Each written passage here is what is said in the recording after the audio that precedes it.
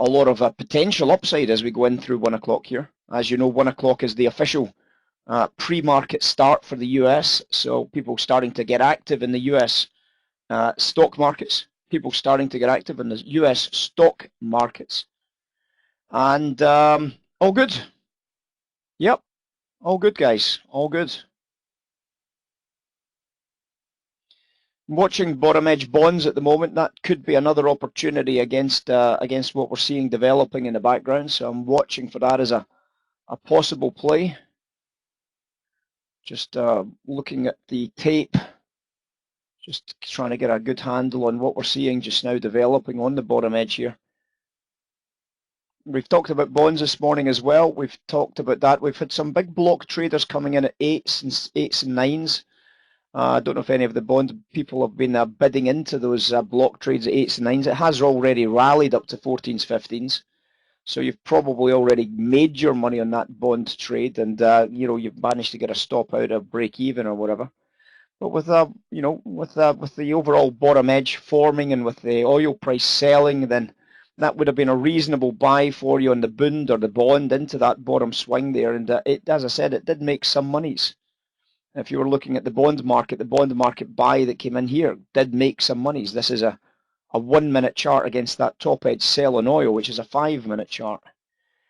So there was a big block Nessie at 6s, 7s and 8s, and you can see that big block trade at 8s and 9s, and leaning against that is a solid base to line up your bids. And sure enough, as I said, traded 15s, no problems, no danger on that little bit of business. The pounds kicked on against a weak dollar. You see the pounds now up at 40.16s.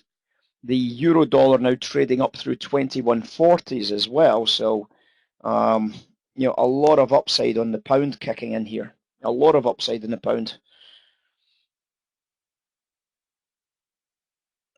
David's getting a little bit worried, I think, that since Smart Alpha gets paid in dollars, he's not going to be making any money if the pound keeps going up like this rate.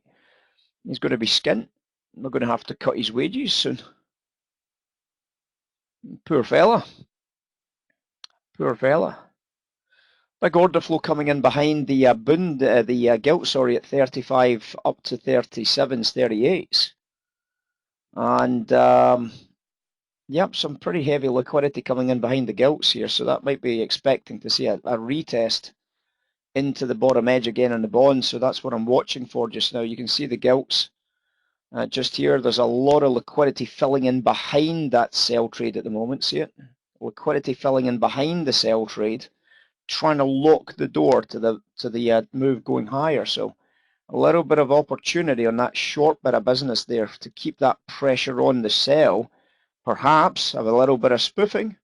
So, you know, it could be a spoof. We haven't seen it tested. So just watch that liquidity on your gilts to see if it starts pulling away. 286, 297, 283 lots.